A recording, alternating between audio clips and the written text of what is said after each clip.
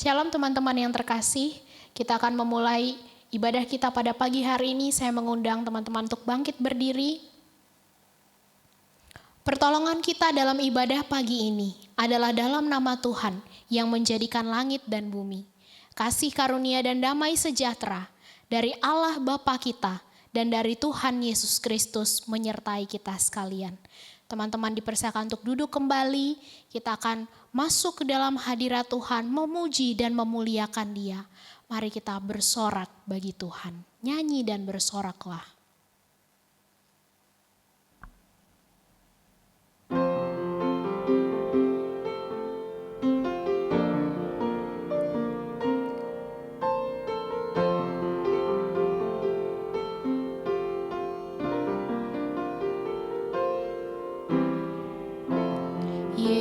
Yesusku, penyelamatku, tiada yang seperti Engkau. Setiap hari ku memuji keajaiban kasih.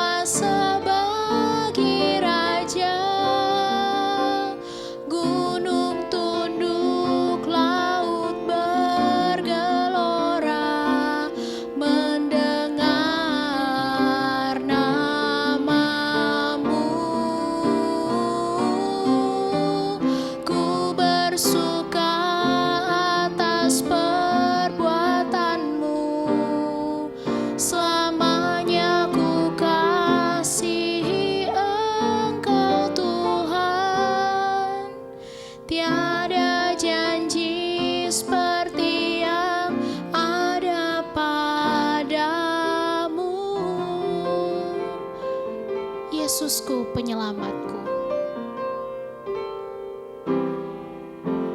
Yesusku, penyelamatku, tiada yang seperti Engkau. Setiap hari ku memuji keajaiban kasih.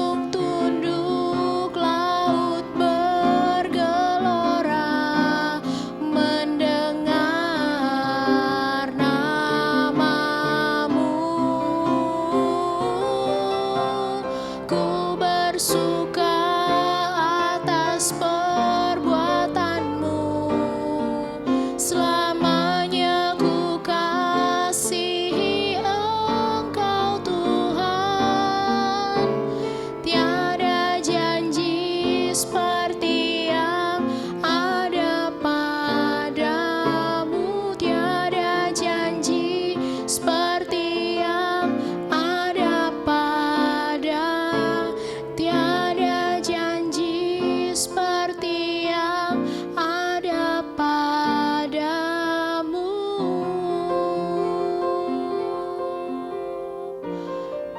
kita berdoa. Engkau adalah penyelamat kami Tuhan. Kami bersyukur untuk kasih setia Tuhan dalam kehidupan kami. Bahkan untuk karya keselamatan yang sudah Engkau kerjakan bagi kami. Siapakah kami ini Tuhan sehingga Engkau begitu mengasihi kami dan mau menyelamatkan kami manusia yang berdosa ini. Dan biarlah pada pagi hari ini setiap puji-pujian yang kami naikkan itu boleh berkenan di hadapan Tuhan. Dan biarlah nama Tuhan saja yang dipermuliakan melalui ibadah kami pada pagi hari ini. Terima kasih ya Bapa. Berkuasailah hati dan juga pikiran kami. Di dalam nama Tuhan Yesus Kristus kami sudah berdoa dan bersyukur. Amin. Teman-teman, kita masih akan terus memuji Tuhan. Mari kita bangkit berdiri. Kita mau katakan kita adalah orang-orang yang sudah dipilih oleh Tuhan. Kita dipilih. Dengan bertepuk tangan, saya mengajak teman-teman untuk memujikan lagu ini.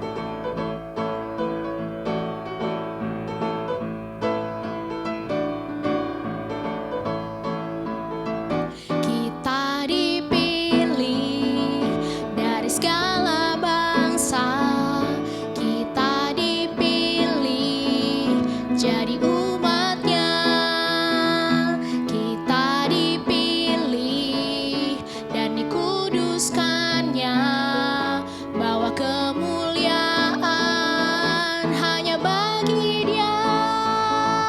Terimalah kemuliaan dan hormat kami, terimalah sembah kami, pujian kami, terimalah kemuliaan dan hormat kami, terimalah sembah dan pujian kami. Kita dipilih. Kita dipilih dari segala bangsa, kita dipilih jadi umatnya, kita dipilih dan dikuduskannya, bawa kemuliaan hanya bagi Dia. Terimalah kemuliaan dan hormat kami, terimalah sembah kami, pujian kami, terimalah kemuliaan dan hormat kami, terimalah sembah dan pujian kami, terimalah sembah dan pujian kami, terimalah sembah dan pujian kami. Mari kita bersorak-sorai bagi Tuhan. Yesus adalah jalan kebenaran bagi setiap kita.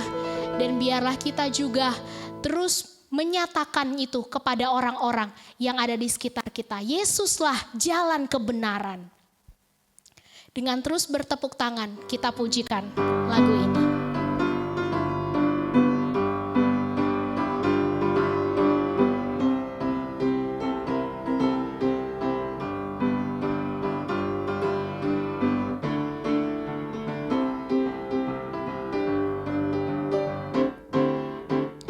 Yesuslah jalan kebenaran dan jalan kehidupan, itu yang Yesus katakan. Aku percaya, amin. Di dalam namanya ada keselamatan kekal.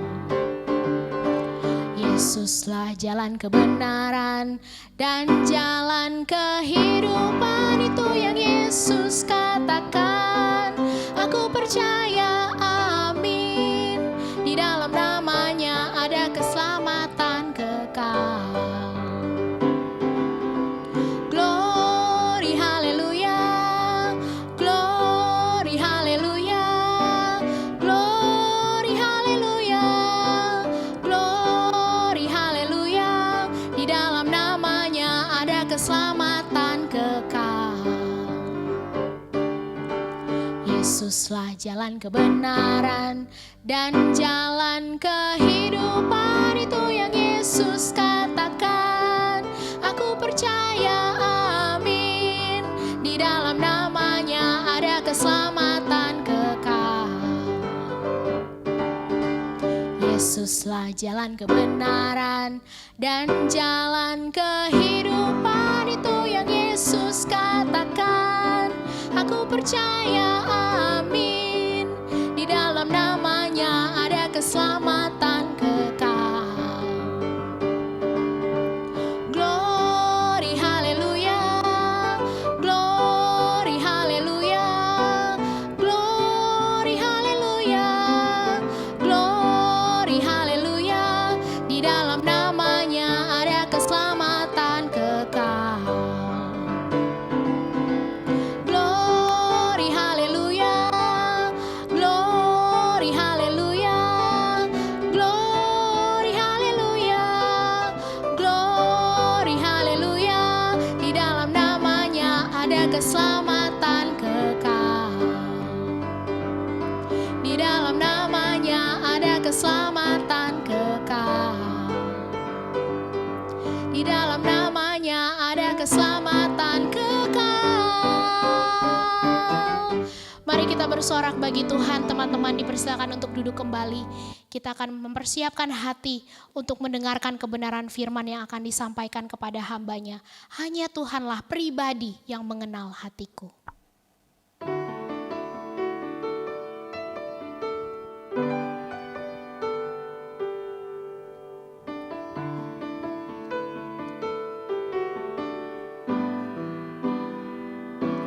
Seperti rusa yang haus, rindu aliran sungaimu.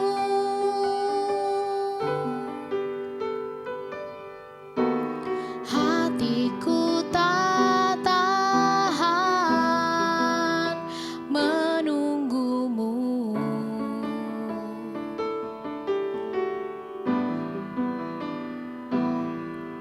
Bagai padang gersang menanti datangnya hujan,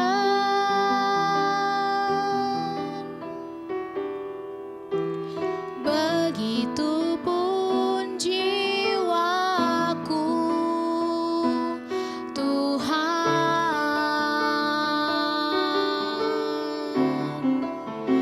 Hanya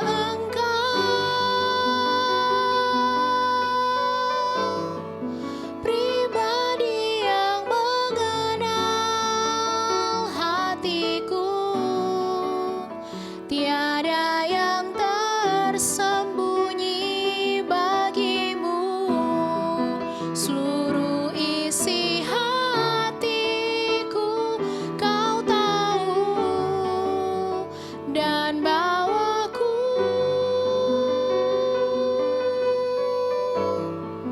untuk lebih dekat lagi padamu, tinggal dalam indahnya dekapan kasih-Mu.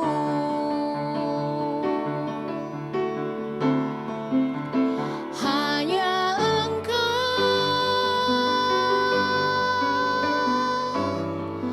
pribadi yang mengenal hatiku, tiada yang tersembunyi bagimu.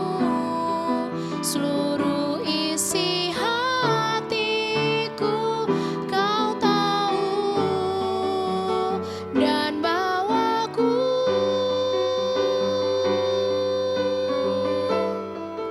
untuk lebih dekat lagi padamu, tinggal dalam indahnya dekapan kasih-Mu.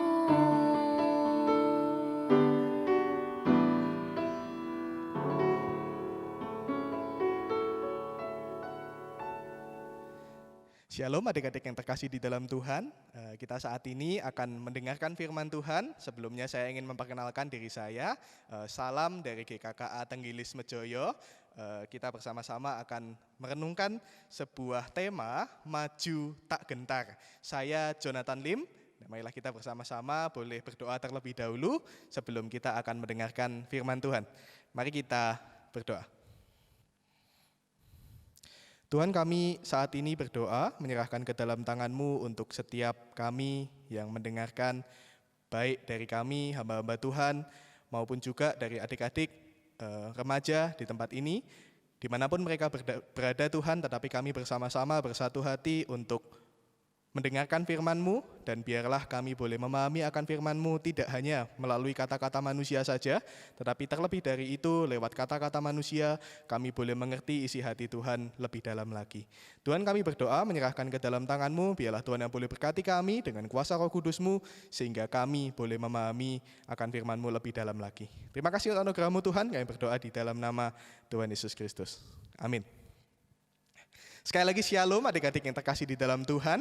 Kita bersyukur kalau setiap kali kita boleh mendengarkan firman Tuhan, karena itu berarti Tuhan mau menyapa kita dengan firman-Nya yang membuat hidup kita semakin serupa dengan Kristus. Kita mau terlebih dahulu membuka ayat yang menjadi dasar dari perenungan firman Tuhan kita, terambil dari Nehemia pasal yang ke-6, ayat pertama hingga ke-16.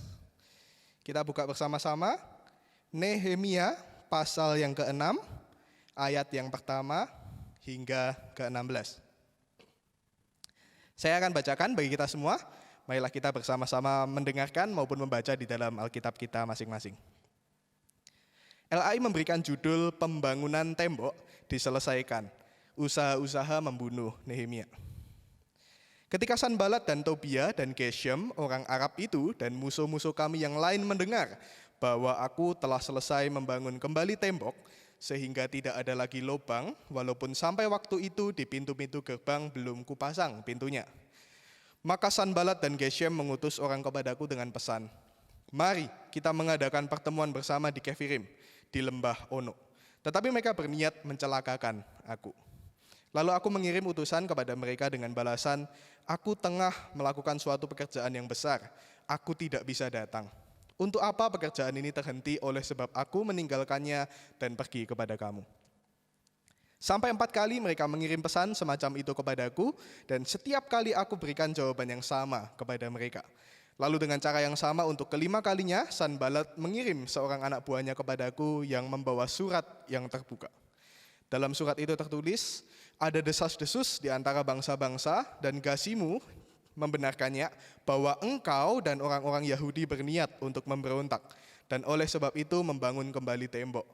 Lagi pula menurut kabar itu engkau mau menjadi raja mereka.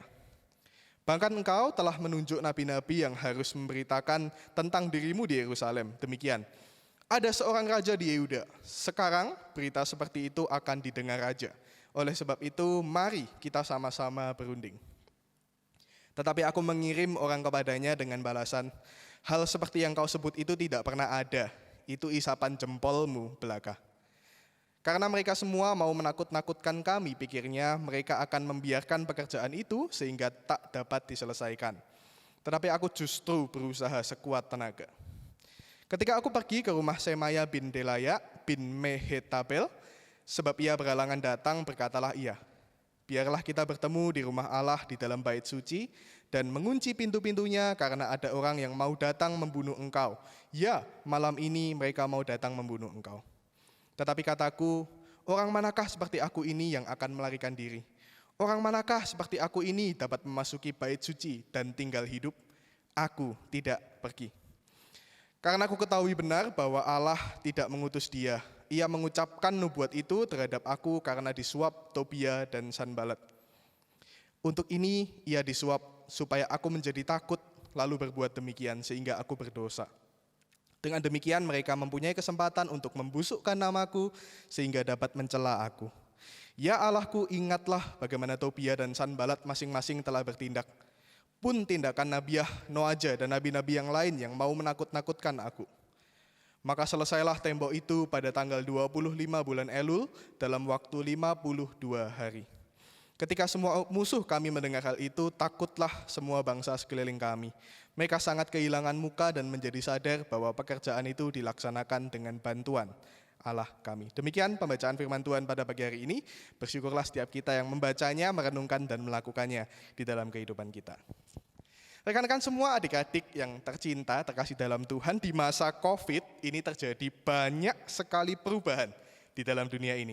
Banyak sekali perubahan-perubahan yang terkhusus kita melihat bagaimana cara kita hidup, kita bawa kemana dulu. Kalau kita bawa handphone, bawa dompet cukup ya. Sekarang kita kemana-mana bawa hand sanitizer misalnya.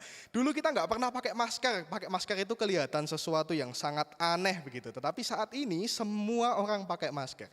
Nah adik-adik, saat ini juga ada hal yang unik yang terjadi, yaitu fenomena banyak orang punya pekerjaan yang baru. Nah adik-adik, pekerjaan seperti apa ya? Ada yang mungkin dari dulu tiba-tiba di kampung-kampung kalian, di dekat-dekat perumahan kalian nggak ada yang jualan, tiba-tiba sekarang semua orang jualan begitu ya. Mulai dari makanan, minuman, juga kue-kue dan snack-snack ringan begitu. Semua orang jadi penjualan.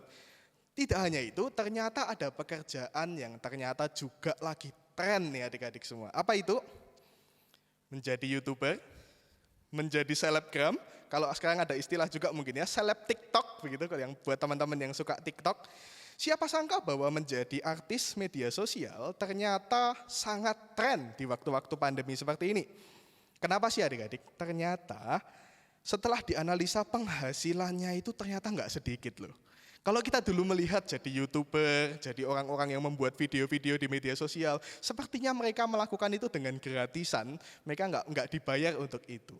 Tetapi kalau kita melihat sekarang, justru semua orang mau menjadi artis media sosial.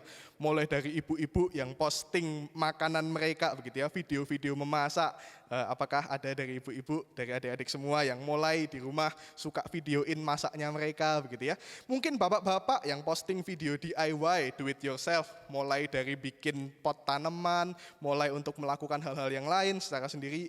Juga anak-anak sekolah minggu pun, nah kalau kalian tahu adik-adik sekolah minggu di gereja kita, di gereja GKKA Tenggilis Mejoyo, mereka pun ternyata banyak yang menjadi YouTuber dengan video-video house tour, video-video unboxing, dan macam-macam video yang lainnya. Adik-adik semua, ternyata semua ini dilihat dari penghasilannya. Seorang YouTuber bernama Baim Wong dan Paula Verhoeven, dengan subscriber 14,4 juta, kira-kira per bulannya mendapatkan 8 miliar sampai 13 miliar rupiah. Raffi Ahmad dan Nagita Slavina dengan jumlah subscriber 16,3 juta, kira-kira mendapatkan 679 juta sampai 10 miliar rupiah. Wow, jumlahnya sangat fantastis ya. Tak heran bahwa jumlah penghasilan yang fantastis ini membuat banyak orang mau mencoba menjadi artis-artis YouTube dan media sosial yang lainnya.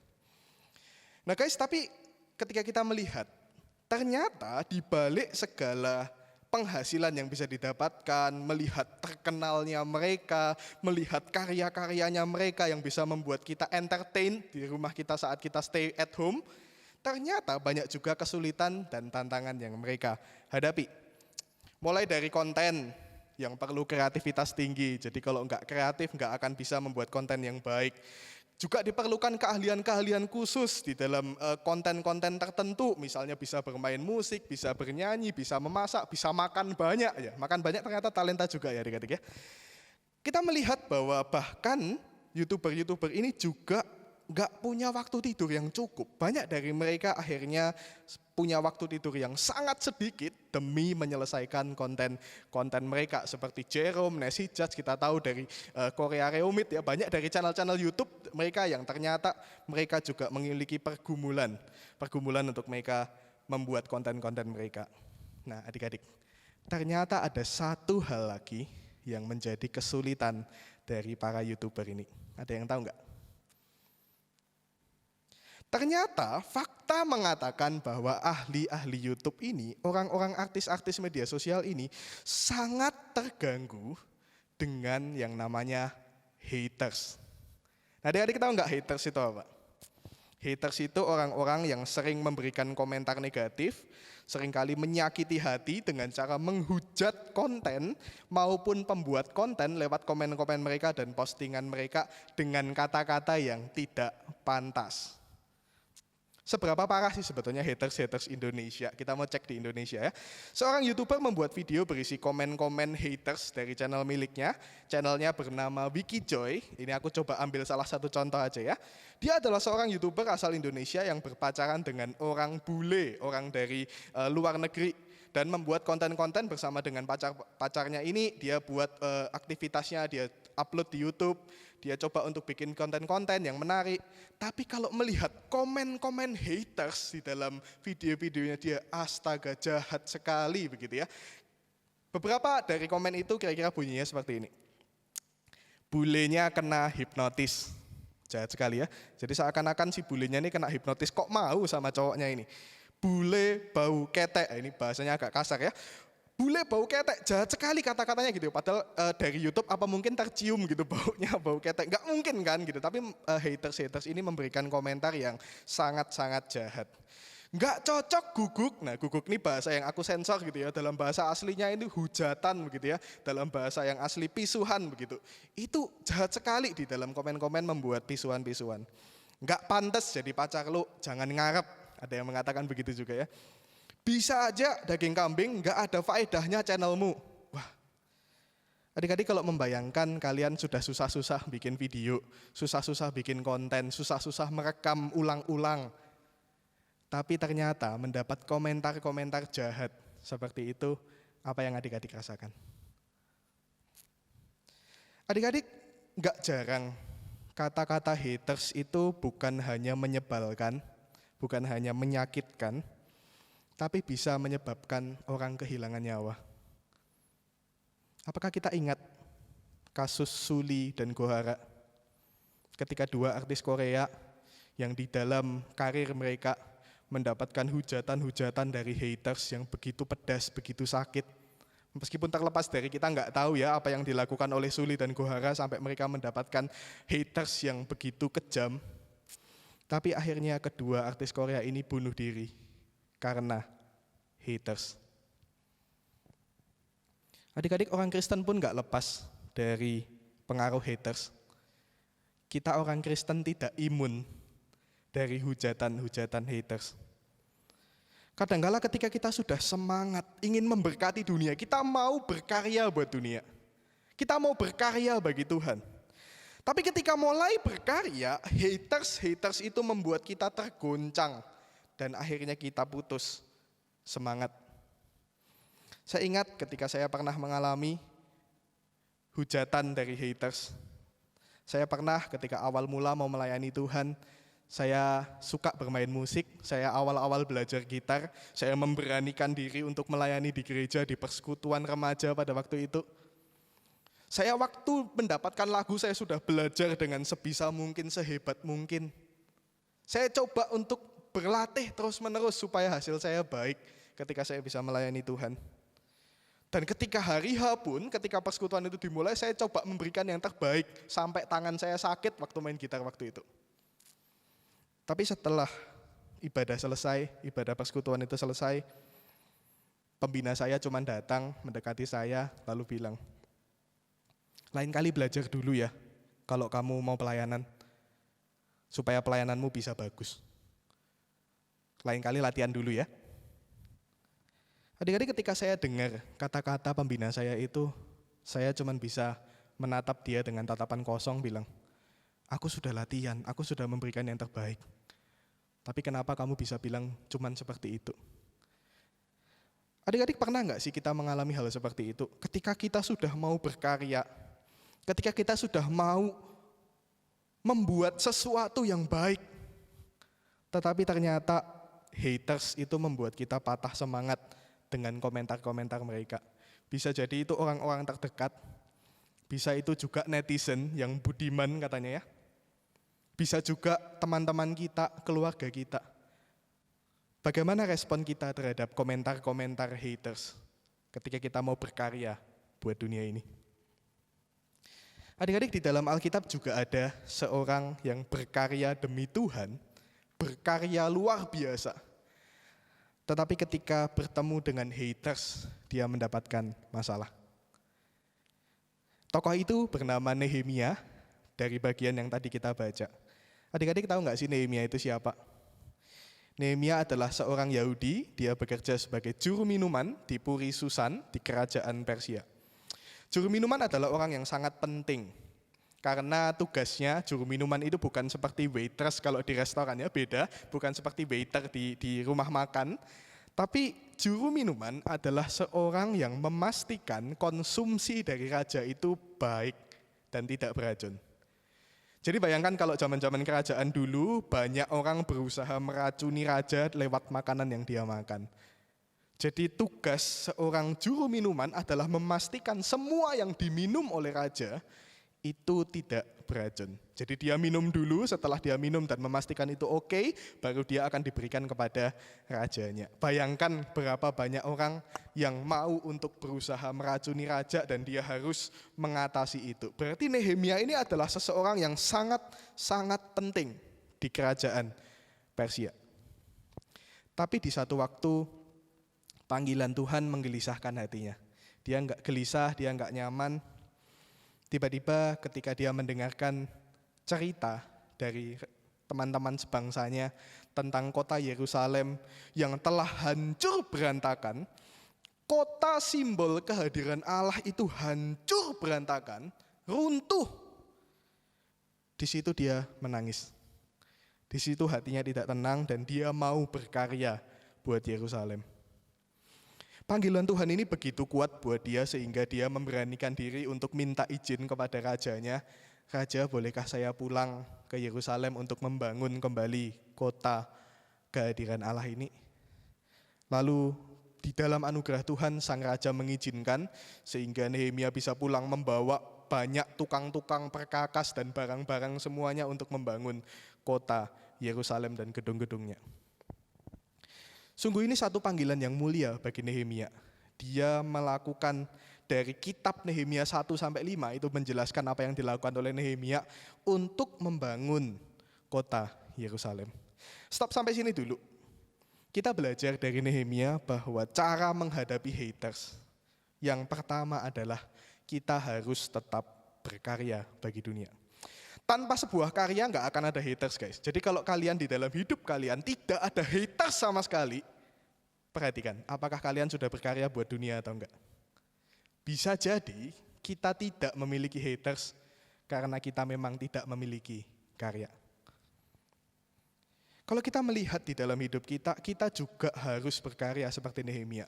Sama seperti Nehemia juga mendapatkan kegelisahan di dalam hatinya, dia mau mengerjakan sesuatu buat dunia, bagi kota Yerusalem pada waktu itu. Demikian juga Tuhan memanggil setiap kita untuk menjadi berkat bagi bangsa kita. Yeremia 29 ayat yang ke-7 mengatakan, usahakanlah kesejahteraan kota kemana kamu aku buang, dan berdoalah untuk kota itu kepada Tuhan, sebab kesejahteraannya adalah kesejahteraanmu. Setiap kita dipanggil untuk memuliakan Tuhan lewat apapun yang kita lakukan bagi bangsa kita. Kalau kita berpikir ke depan aku mau jadi dokter, jadilah dokter yang baik untuk memberkati Indonesia dengan kesehatan yang lebih baik. Bukankah ada begitu banyak dokter-dokter yang akhirnya mereka itu hanya mencari keuntungan tetapi tidak membuat kesejahteraan Indonesia, kesehatan Indonesia lebih baik? Kalau kita berprofesi mau jadi guru, oke, aku akan jadi guru yang akan mengerjakan sebaik mungkin untuk mengajar siswa-siswa. Bukankah banyak guru-guru yang akhirnya tidak mendidik siswa-siswa tetapi hanya membuat murid-murid itu stres dengan tugas-tugas? Kalau kita menjadi ilmuwan, ke depan aku mau jadi ilmuwan, aku mau jadi orang yang hebat di dalam ilmu pengetahuan, good. Mari kita usahakan supaya membuat penemuan-penemuan yang baik bagi dunia ini. Ya, tapi Kak Jo, kita saat ini masih remaja nih, jadi apa yang bisa kita lakukan ya? Guys, masa remaja adalah masa persiapan untuk kehidupan ini. Jikalau kita sekolah, sekolahlah baik-baik. Jikalau kita belajar, belajarlah dengan baik. Carilah ilmu sebanyak mungkin, persiapkan diri kita untuk kita bisa nanti ketika Tuhan izinkan kita bekerja, kita bisa memuliakan Allah lewat karya kita. Guys, kalau kita kembali ke dalam Nehemia tadi, kita yang pertama sudah belajar bahwa setiap kita perlu untuk berkarya buat dunia. Seperti Nehemia juga melakukan panggilan Allah di dalam kehidupannya.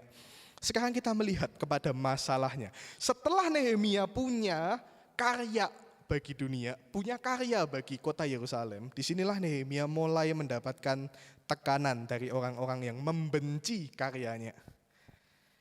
Seorang bernama Sanbalat, dia memiliki teman-teman, Tobia dan Geshem, dan orang-orang ini sangat membenci Nehemia yang membangun kota Yerusalem. Kenapa? Ada beberapa alasan, dua kemungkinan. Yang pertama karena dia merasa terancam. Jadi Sanbalat ini adalah orang gubernur, orang yang penting di dalam daerah Israel Utara. Dan kalau misalnya Israel itu akhirnya diperbaiki, dipulihkan, maka tentu posisinya bisa jadi dalam bahaya. Dia menjadi seorang gubernur di Samaria, jadi kalau misalnya Nehemia membangun Yerusalem, bisa jadi kekuasaannya terancam. Itu alasan yang pertama, jadi dia benci kalau misalnya posisinya nanti bisa tergantikan. Yang kedua, bisa jadi memang karena Sanbalat, Tobia, dan Geshem ini membenci orang-orang Yahudi dan ingin supaya orang-orang Yahudi itu disingkirkan dari tanah Kanaan, tanah perjanjian Israel. Atau mungkin gabungan dari dua kemungkinan ini, tapi intinya di dalam Alkitab mengatakan bahwa Sanbalat sangat membenci keberhasilan orang-orang Yahudi. Karena itu dia mengatur cara untuk membunuh Nehemia, karena Nehemia lah kunci kesuksesan orang-orang Yahudi untuk membangun kembali tembok Yerusalem. Jadi bayangkan gini, kalau misal kita di dalam posisi Nehemia, kita sudah mulai berkarya, dan kita ini adalah orang kunci karena kita yang semangat untuk membangun bangsa ini, untuk kita berkarya bagi dunia. Pastikan bahwa di dalam hidup ini kita sadar, ada orang-orang yang tidak suka di dalam karya kita. Pasti tetap ada orang-orang yang tidak menyukai apa yang kita lakukan. Nah, apa yang dilakukan oleh Sanbalat dan teman-temannya? Pertama kali dia mengajak Nehemia untuk berkumpul. Apa yang dilakukan ketika mengajak pertemuan ini? Sebetulnya mau membunuh Nehemia. Jadi ini nggak main-main ya adik-adik ya. Diajak, diancam untuk mau dibunuh Nehemia ini. 4 kali mereka mengajak supaya Nehemia itu bisa berjumpa dengan mereka dan mereka mau membunuh Nehemia. Tapi saat ini ketika melihat kondisi itu, Nehemia dengan hikmat Tuhan menolak itu. Bahkan mereka mengajak kelima kali dengan ancaman, yang kelima ini sudah dengan ancaman ya. Tetapi Nehemia tetap tidak mau mengikuti pertemuan mereka. Nehemia tetap tidak mau untuk ditipu oleh orang-orang ini. Kemudian mereka enggak menyerah ya. Jadi orang-orang Sanbalat, Tobia dan Geshem ini enggak menyerah. Mereka juga memakai nabi palsu, yaitu Semaya. Kalau kita melihat ayat 10 ya, untuk bernubuat palsu. Dalam nubuat itu dikatakan bahwa sebaiknya Nehemia itu berlindung di bait suci supaya tidak dibunuh. Nah, adik-adik kalau kita melihat Nehemia, apa yang dia lakukan, sebetulnya ini adalah suatu strategi untuk mempermalukan Nehemia. Dia akan dianggap sebagai seorang yang penakut karena berlindung di tempat suci demi keselamatan nyawanya. Nehemia menolak rencana ini. Dia enggak mau untuk dipermalukan. Dia mau di dalam hikmat Tuhan bahwa ketika dia masuk ke bait suci, dia tidak mau didorong oleh sifat penakut. Nehemia tetap mempertahankan diri dari segala godaan dan dia tetap tidak takut terhadap pengancam-pengancamnya. Jadi apa yang dilakukan oleh Nehemia? Satu, dia tidak mau ditipu.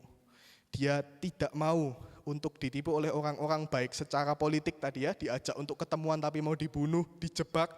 Juga kepada nabi-nabi palsu yang diusahakan orang-orang itu untuk menipu Nehemia. Dia enggak mau tertipu. Tapi yang kedua ini yang paling penting. Nehemia terus berkarya.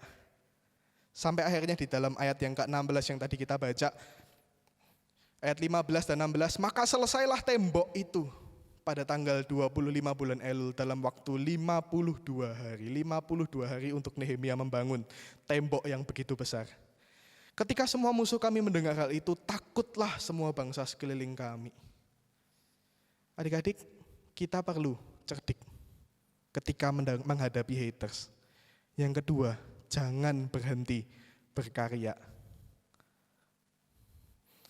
Saya mengingat ketika melihat kegigihan Nehemia, saya mengingat kekuatan dari konsistensi. Kekuatan dari sesuatu yang kita lakukan secara konsisten. Siapa di sini yang pernah merasakan tetesan air? Kalau mungkin kita lihat tsunami gitu ya, airnya banyak gitu, terus semua tiba-tiba membanjiri kita ya, tentu kita takut ya dengan air. Tapi siapa yang pernah takut dengan tetesan air? Ya nggak mungkin lah Kak Jo, kan kita mandi juga pasti kena tetesan air, jadi kita nggak takut dengan tetesan air. Begitu ya. Tapi siapa sangka tetesan air itu bisa begitu kuat jikalau secara konsisten dan difokuskan. Batu yang besar dan sekeras apapun dalam waktu yang lama, jikalau terus ditetesi satu tetes secara konsisten, batu itu akhirnya akan berlubang. Adik-adik kalau tahu juga, ada juga ternyata tetesan air yang bisa dipakai untuk menyiksa orang. Apa yang dilakukan? Orang yang akan dihukum itu diikat pada sebuah kursi, jadi dia diikat jadi nggak bisa bergerak, dan di atasnya itu ada ember, diletakkan ember, yang embernya itu ada bolongannya sedikit, sehingga tetesan air itu terus menetes. Jadi posisi orangnya itu diikat, dan di atasnya di daerah dahi itu ada bolongan untuk netes airnya. Jadi tetes terus gitu ya. Ternyata setelah dalam waktu yang singkat, orang ini tidak merasa apapun. Tapi setelah 20 jam dihukum dengan cara seperti ini, ditetesi air, cuman ditetesi air saja, tik. Ternyata survei mengatakan bahwa dalam 20 jam orang bisa mengalami penyakit mental dan mengalami depresi berat karena tetesan air. Guys, ternyata kekuatan tetesan air itu sangat besar, meskipun hanya setitik. Ketika dilakukan dengan konsisten dan dengan fokus. Begitu juga setiap kita. Kalau kita mau berkarya bagi dunia, kita perlu konsisten. Kita perlu menghadapi haters itu. Haters akan selalu ada di dalam kehidupan kita kalau kita melakukan untuk dunia dan berkarya, terutama bagi Tuhan. Tapi apakah kita bisa menghadapi haters itu? Atau kita memutuskan untuk berhenti berkarya? Saya mengingat orang yang paling baik di dunia ini. Orang yang paling berkarya di dunia ini dan orang yang paling baik di dunia ini. Ada yang tahu siapa itu? Bukan saya ya, saya enggak baik. Tuhan Yesus yang baik. Adik-adik tahu enggak bahwa orang yang sebaik Tuhan Yesus pun, dia juga punya haters di dalam pelayanannya. Dan apa yang Yesus katakan? Ampunilah Bapa, karena mereka tidak tahu apa yang mereka berbuat. Dan Yesus tetap mati di atas kayu salib untuk melaksanakan misinya di dunia ini. Bagaimana dengan kita? Satu, kita perlu mengingat untuk siapa kita berkarya. Kolose 3 ayat 23-24 mengatakan, apapun juga yang kamu perbuatlah dengan segenap hatimu seperti untuk Tuhan dan bukan untuk manusia. Ketika kita tahu bahwa kita mengerjakannya untuk Tuhan, aku mau jadi dokter yang baik untuk siapa? Aku mau jadi ilmuwan yang baik untuk siapa? Aku mau jadi guru yang baik untuk siapa? Aku mau jadi bisnismen paling sukses di dunia untuk siapa? Ketika kita melakukan untuk diri sendiri ataupun orang lain, kita nggak akan bisa tahan sama haters. Kita akan capek. Tapi kalau kita melakukan untuk Tuhan, kita nggak akan menyerah. Karena senyuman yang penting bagi kita adalah senyumannya Tuhan, amin. Kita mau berusaha untuk Tuhan, bukan untuk manusia. Yang kedua, kita perlu cerdik seperti ular, tapi tulus seperti merpati. Matius 10 ayat 16. Lihat, aku mengutus kamu seperti domba ke tengah-tengah serigala, sebab itu hendaklah kamu cerdik seperti ular dan tulus seperti merpati. Menghadapi haters itu kita perlu cerdik. Saya pernah tergelitik membaca satu postingan dari orang yang melakukan jokes komen kepada akun KFC begitu ya. Dikatakan demikian, ada orang yang mengatakan, bertanya di komen itu, kalau makan di KFC bucketnya boleh dibawa pulang ya? Lalu admin akun KFC pasti bilang ya, boleh lah, pasti boleh. Biasanya, tentu boleh Pak, silahkan dibawa pulang. Biasanya bisa dijadikan pot atau ember air. Lalu muncullah haters ini, komen di bawahnya yang menurut saya komennya ini sangat menjengkelkan. Dia tanya begini, kalau jadi helm boleh nggak? Saya membayangkan jadi adminnya KFC itu ya, saya membayangkan kalau mau menjawab komen yang menyebalkan, saya mikir gini, ya pasti nggak boleh lah, masa bucket embernya KFC itu dipakai buat helm, pasti nggak boleh lah. Kalau saya akan jawabnya kayak gini, situ kurang pintar atau nggak punya otak ya, pakai helm dari embernya KFC. Mungkin kalau saya akan marah melihat haters seperti itu. Tapi ternyata saya tertarik sekali melihat jawabannya dari admin KFC itu. Dia bilang gini, wah jangan Kak, karena produk kami bersertifikat MUI, bukan SNI. Saya ketika mendengarkan komen itu, saya memikirkan iya ya, MUI itu sertifikat halal untuk satu makanan yang halal, sedangkan SNI itu sertifikat untuk produk-produk non-pangan begitu ya, seperti helm, seperti ember begitu. Jadi ternyata adminnya KFC ini menanggapi haters dengan cerdik seperti ular, tetapi tulus seperti merpati. Saya nggak tahu agamanya apa ya adminnya ini ya, bisa jadi dia juga bukan Kristen, tetapi kita juga harus memiliki cara untuk menjawab haters itu dengan cerdik, tetapi kita tulus kepada Tuhan. Yang ketiga, kita harus sadar bahwa rencana jahat manusia bisa diubah menjadi rencana kebaikan oleh Tuhan. Kejadian 50 ayat 20, memang kamu telah mereka-rekakan yang jahat terhadap aku, tetapi Allah telah mereka-rekakannya untuk kebaikan. Dengan maksud melakukan seperti yang sekarang ini, yakni memelihara hidup suatu bangsa yang besar. Adik-adik tahu kisah Yusuf yang dijual ke tanah Mesir? Siapa yang menjual? Saudaranya sendiri. Jahat atau enggak? Jahat. Kenapa sih mereka jahat? Karena Yusuf berkarya. Yusuf disayangi oleh orang tuanya. Yusuf menjadi anak yang baik. Tapi itu membuat saudara-saudaranya menjadi haters dan menjual Yusuf. Tapi di sini kita melihat bahwa tangan kuasa Tuhan jauh lebih besar dari rencana jahat manusia. Jadi pun kalau ada orang-orang yang membenci karya kalian, orang-orang yang jahat, yang berusaha menjatuhkan kalian ketika kalian mau berkarya buat dunia, ingatlah bahwa tangan Tuhan lebih kuat. Ketika ada orang yang jahat kepada kita, haters, kita ingat bahwa Tuhan jauh lebih besar daripada haters di dalam kehidupan kita. Jadi adik-adik, kita saat ini belajar lewat Nehemia. Nehemia yang punya panggilan untuk berkarya bagi dunia. Dia ketemu dengan haters yang mau membunuh dia, yang mencoba untuk menjatuhkan karyanya. Tapi Nehemia tetap semangat, tetap maju, tak gentar. Seperti tema kita hari ini ya. Adik-adik, mau juga enggak kita maju tak gentar bagi Tuhan?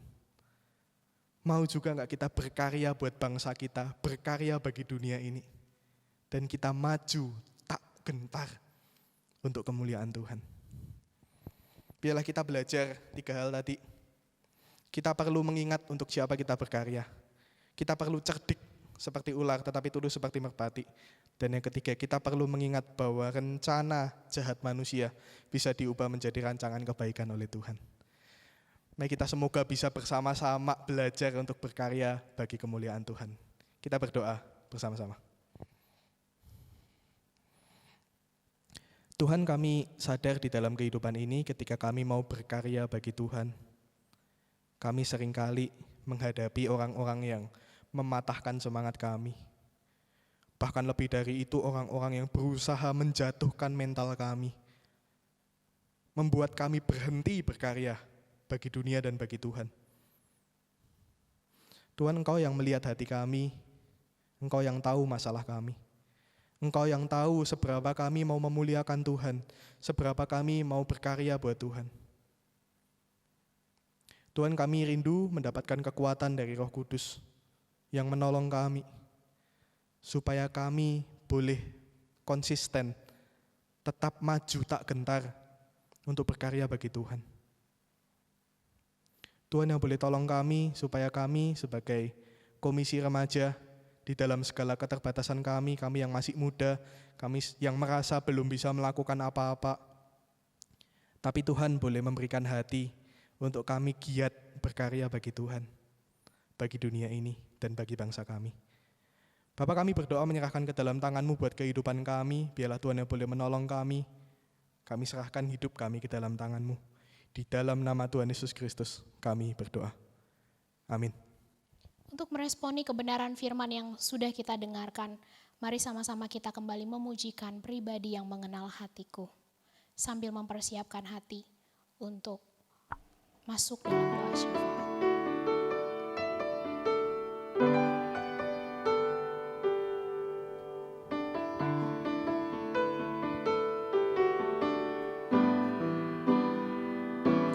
Seperti rusa yang haus, rindu aliran sungaimu.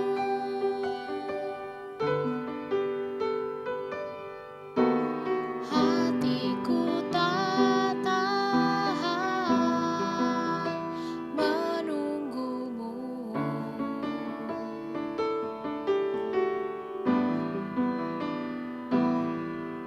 Bagai padang gersang menanti datangnya hujan.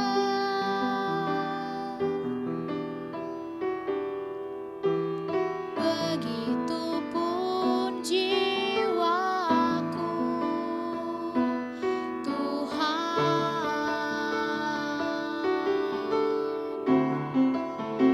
Hanya Engkau,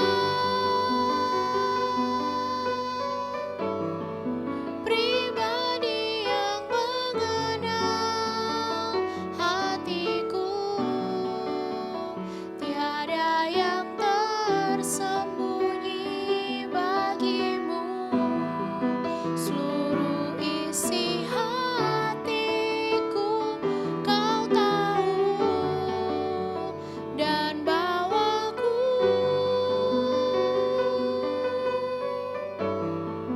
untuk lebih dekat lagi padamu,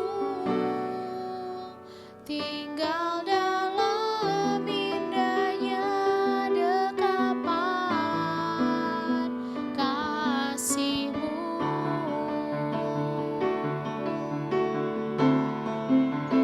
Hanya Engkau,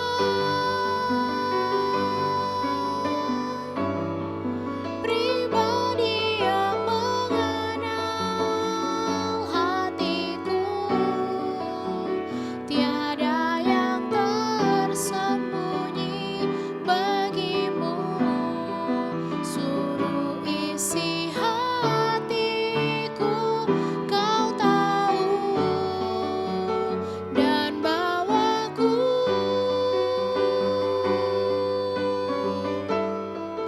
untuk lebih dekat lagi padamu, tinggal dalam indahnya dekapan kasih-Mu.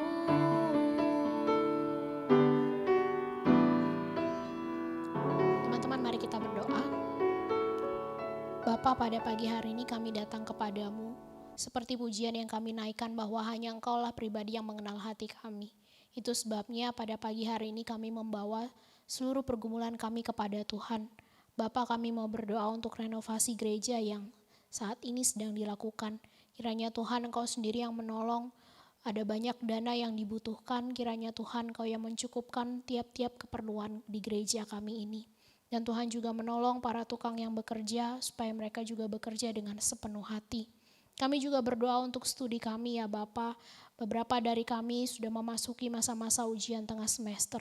Kiranya Tuhan yang menolong kami, memberikan hikmat, memberikan kemampuan supaya sungguh kami juga boleh mendapatkan hasil yang baik pada semester ini. Dan Tuhan juga berikan kepada kami hati yang mau dengan tekun belajar, mempertanggungjawabkan segala sesuatunya di hadapan Tuhan dengan baik. Kami juga berdoa Bapa untuk kerohanian kami. Kami rindu tiap-tiap harinya kami boleh semakin bertumbuh di dalam Tuhan. Baik itu melalui saat teduh yang kami lakukan tiap hari, maupun ibadah dan persekutuan yang kami lakukan. Kiranya itu semua boleh membawa kami untuk semakin bertumbuh di dalam Tuhan. Roh Kudus bekerja di dalam kehidupan kami, membawa pertumbuhan itu. Kami juga terus teringat Bapa untuk bangsa dan juga negara kami di tengah-tengah penanganan COVID-19. Kiranya Tuhan Kau sendiri yang menolong, memberikan jalan keluar bagi bangsa ini. Dan Tuhan juga tolong supaya kami masyarakat Indonesia, kami punya kesadaran untuk menjaga kesehatan kami dengan lebih baik lagi. supaya sungguh COVID-19 ini dapat dengan cepat selesai di negara kami ini. Dan kami juga bersyukur Bapak kalau pagi hari ini diberikan kesempatan untuk memberikan persembahan. Kami tahu ini tidak seberapa dibandingkan dengan kebaikan Tuhan, tapi kami mau belajar memberi dengan penuh ucapan syukur. Terima kasih Bapak, kami mau serahkan seluruh doa kami ini ke dalam tangan Tuhan. Di dalam nama Tuhan Yesus Kristus kami sudah berdoa. Amin. Teman-teman dipersilakan untuk bangkit berdiri, mari kita bersama pujikan doksologi.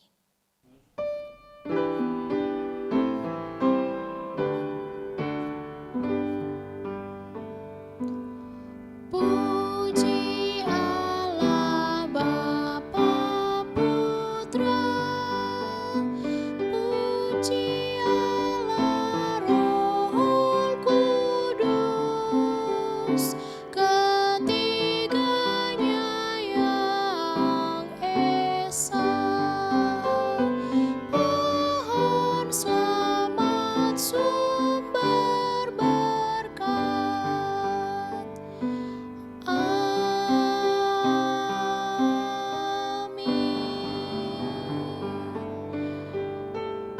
Teman-teman yang dikasihi oleh Tuhan, pulanglah ke dalam kehidupanmu sehari-hari dengan terus melakukan kebenaran firman Tuhan, terimalah berkat Tuhan. Tuhan memberkati engkau dan melindungi engkau. Tuhan menyinari engkau dengan wajahnya dan memberi engkau kasih karunia.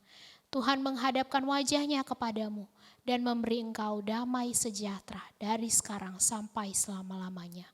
Amin. Bapa terima kasih.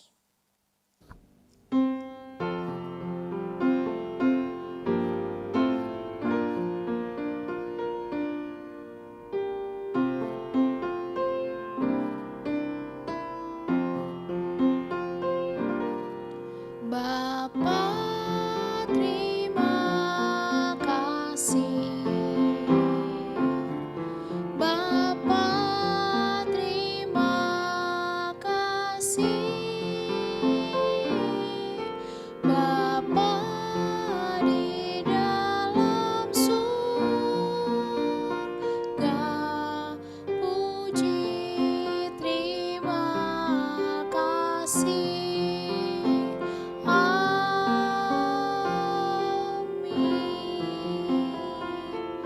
Teman-teman dipersilakan duduk, saat teduh sejenak. Tuhan Yesus memberkati saudara dan juga saya.